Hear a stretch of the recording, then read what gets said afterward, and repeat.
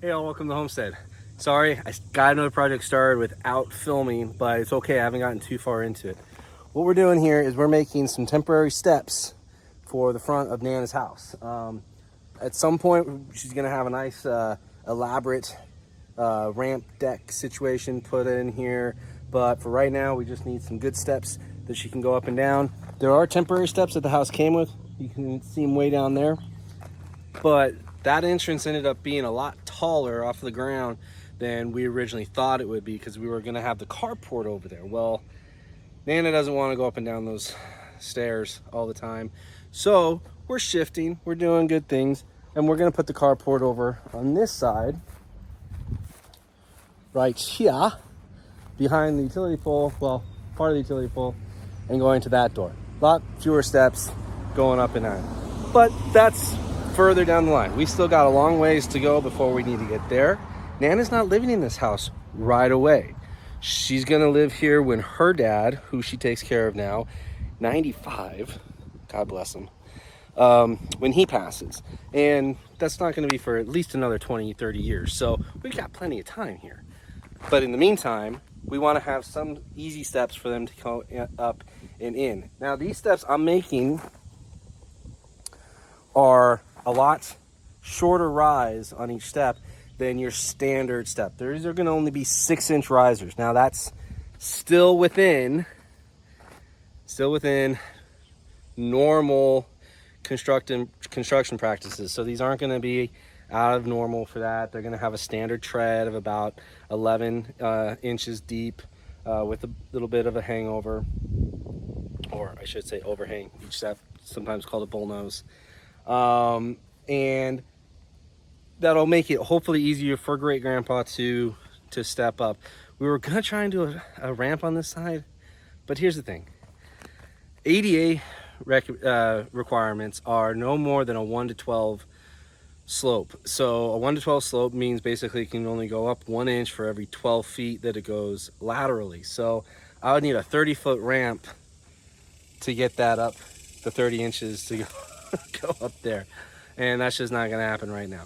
Eventually maybe we'll do that when we get something really fancy out here, but that's way down the line. We still got to get all the skirting on, we've still got to finish the electric.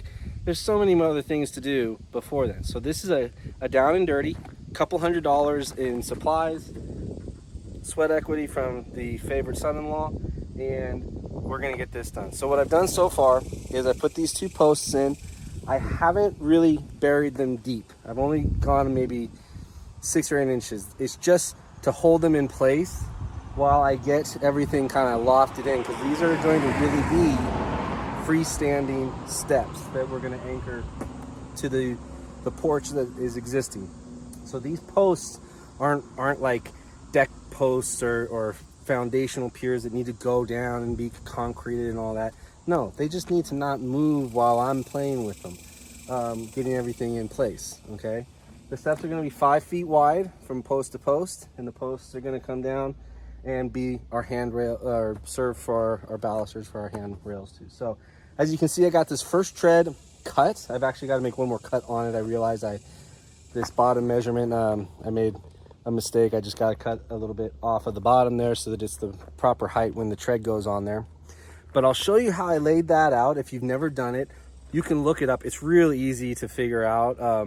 But we're gonna go over it just so that you see it, so that you understand it, see how I'm doing it, and hey, maybe you can call me out for some mistakes I'm doing. So let's get over here, and I will show you how I laid that one out, and then I'm gonna actually just end up using this one as a template to do the other one, because this is gonna have a total of 4 stringers. That's what these are called.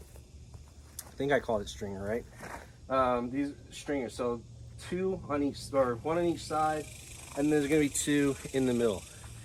Could maybe get away with just 1, but I don't want to go for get away with on this. I'd like it to be solid, good, no questions when Nana or great grandpa are going up and down, that it's gonna hold and do well. So we're gonna go ahead, spend a little extra money, cut 1 more stringer out and put it on, and spend an extra, 30 minutes of our time to get that much more safety, that much more comfort, that it's gonna be solid. So let's go.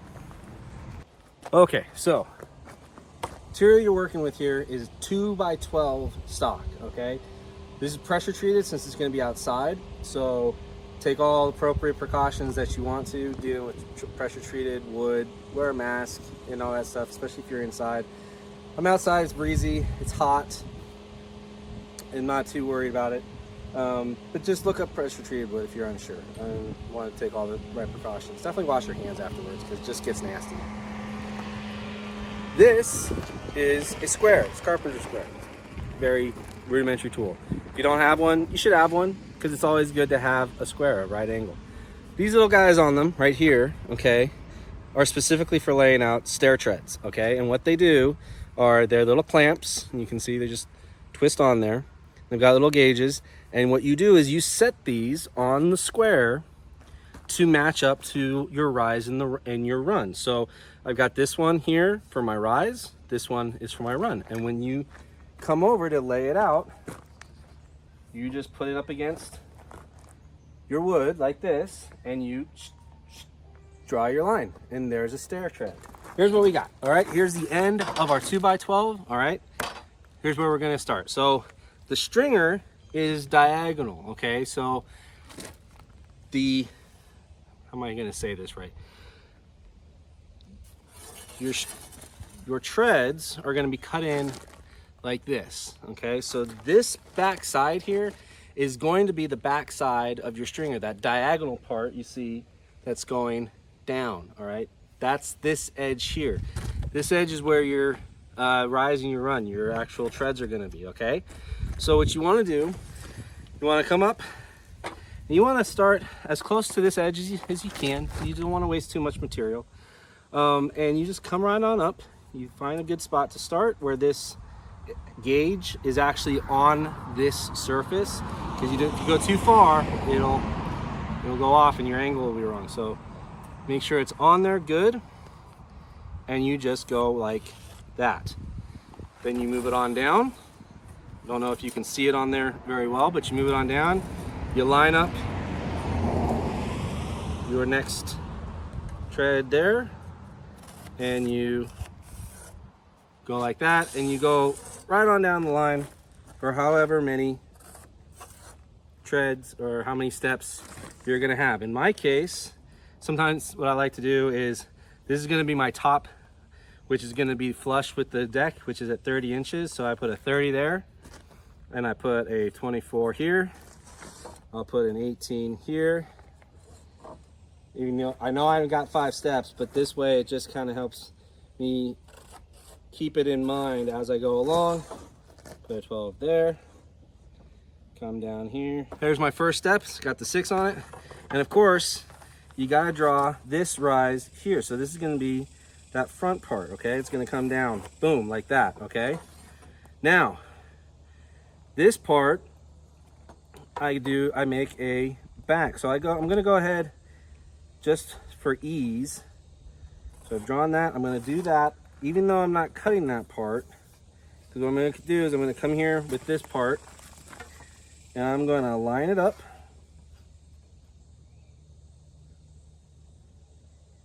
Like so. So that I go back that way. And I'm gonna cut this part off. So this is waist, this is waist. And then I'm going to take my speed square,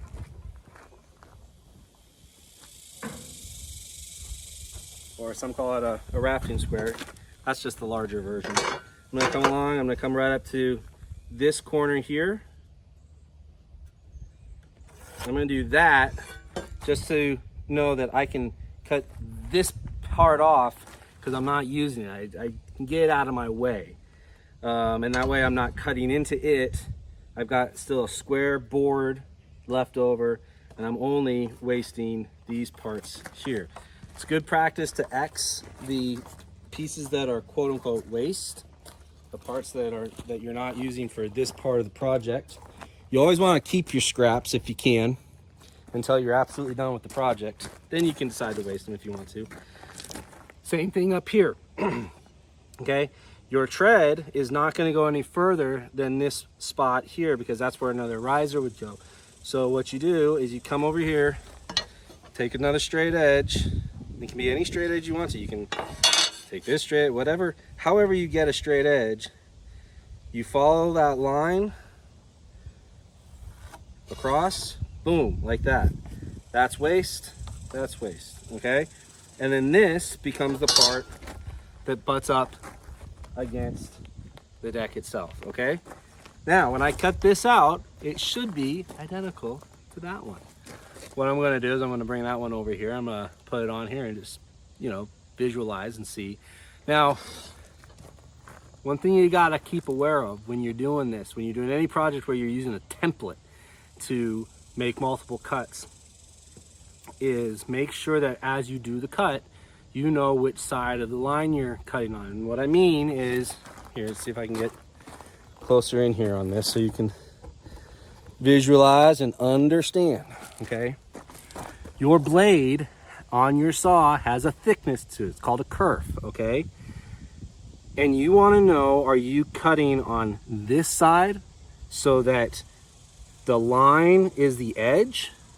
Or are you cutting the line itself so that this side goes up to the line? Because the line itself has a thickness and your saw blade has a thickness. So you just want to make sure that as you're lining up your saw blade and you're getting ready to make your cuts, that you know which side of the line you're cutting on each time.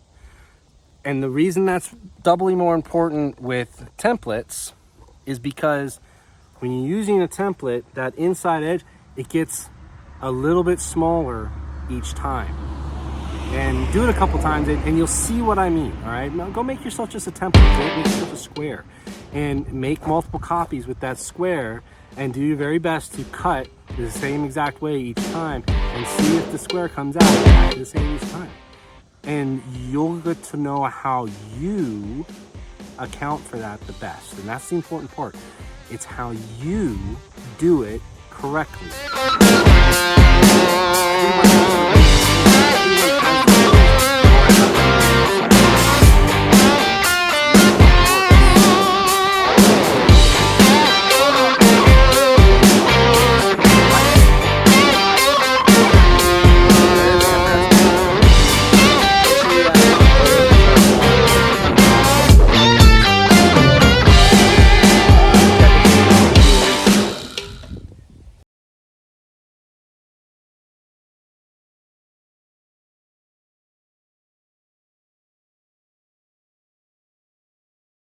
Don't step on your saw cord. Now, you're not gonna go all the way to the corner. You're just gonna go to the corner with the top of the blade and you'll hand saw the rest. You'll see.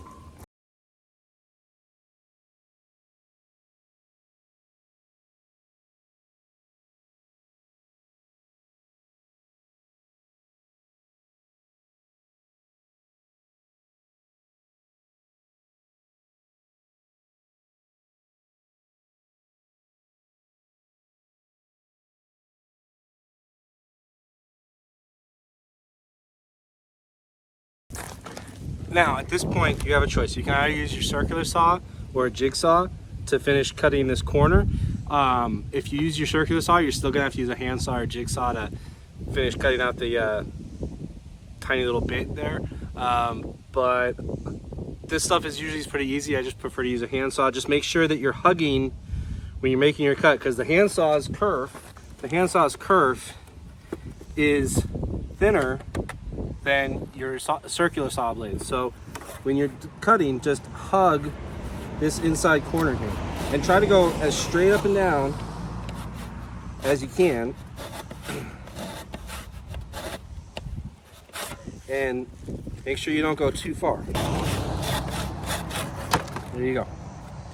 So there's still a little bit in there. Just clean it up. You can use a chisel to clean it up if you want to. But usually that bit's only in there because you just didn't make a straight up and down cut. And it comes out like that. You can also attack it from this side if you want to.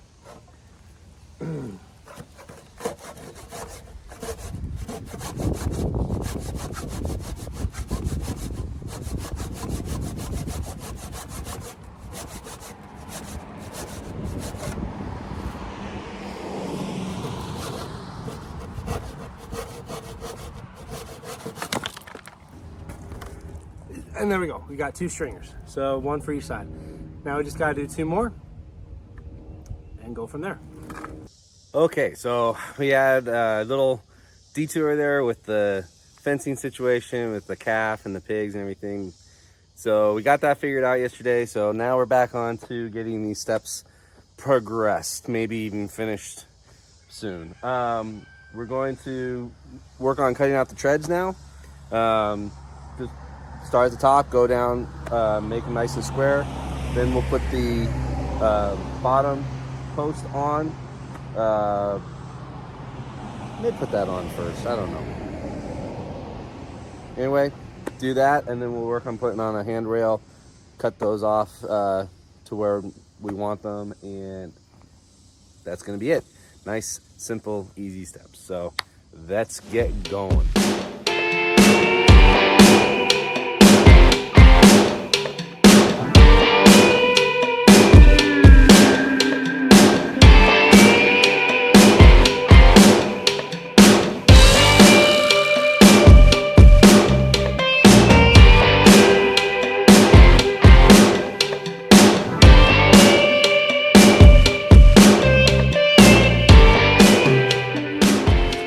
Got all the treads on. It's nice and stable. Walked up and down it a couple times. No problem. There's a little bit of give in this end. We can wedge that. I'm hoping that once I actually get the other post down there and sunken in the ground, everything it'll tighten up. But we can get some wedges and then stabilize that. But did change my mind a little bit. I'm gonna go ahead and put these posts into the ground a little bit, just like I did those posts. Again, not going too deep, only maybe like 6 inches. No concrete. It just helps give it some lateral stabilization by being sunken in the ground there. And again, these are temporary steps. I want them to be stout and robust enough to be safe, but not so much that we're spending a lot of time and effort, especially to take them apart when we're ready to do the next version. So gonna dig some holes on each side here to set some posts, plumb those up, square them, get them attached to the steps, and then focus on the handrail, and then we'll trim and be done. All right. Okay, so we got the 2 bottom posts in now. They're nice and sturdy, level and plumb. So now we're gonna do the railings, and since I have this leftover piece, because what I ended up building didn't quite match what I had designed and bought material for, but that's okay because we're not going to be wasteful.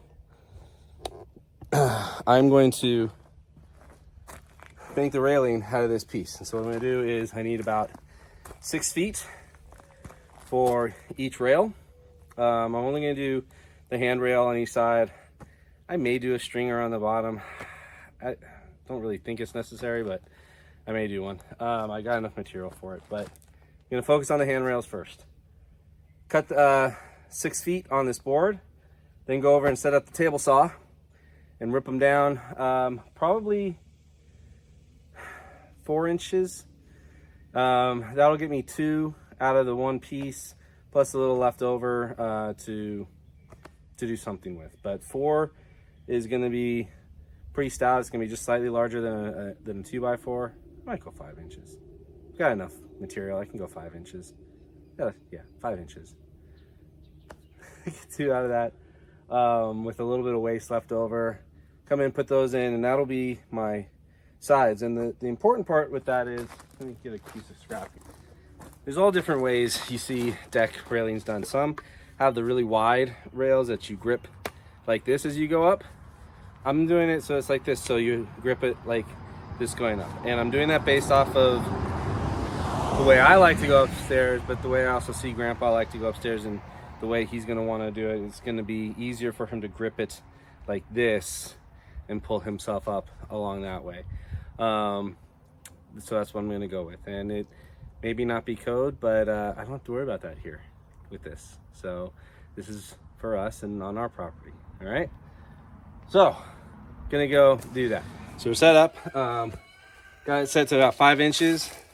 Doesn't matter that it's exact or not for this. We're just making new handrails as long as they're equal to each other.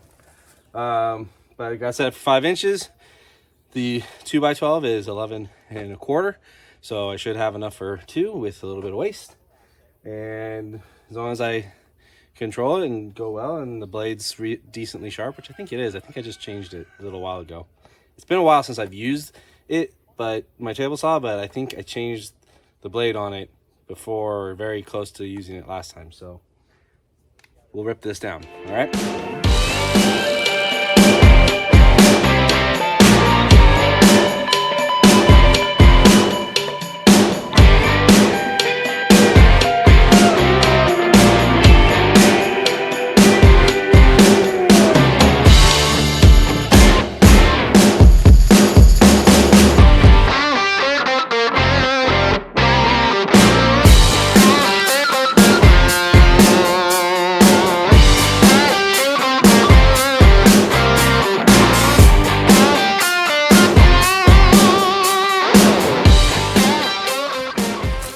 So the blade was all right.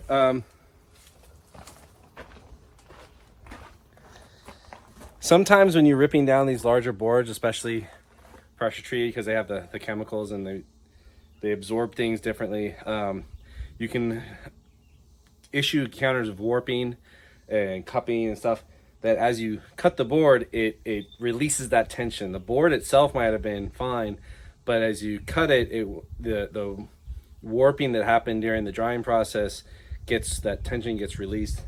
That was happening a little bit. You saw on that last cut I was having a little bit of difficulty, and you see how rough this is here. And all that is just that as I was going through the blade, the kerf wasn't able to get a good bite because it was fighting tension. It's kind of hard to explain.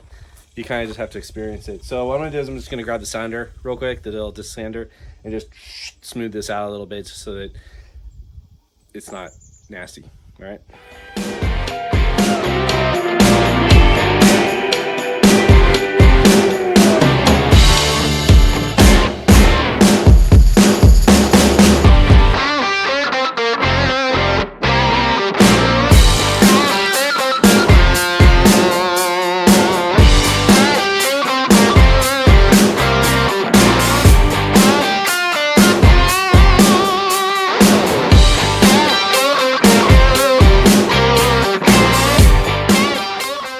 Okay, you can see I've got the handrails on now. They're good, they're solid. Now we're just gonna get the Sawzall and trim those posts flush.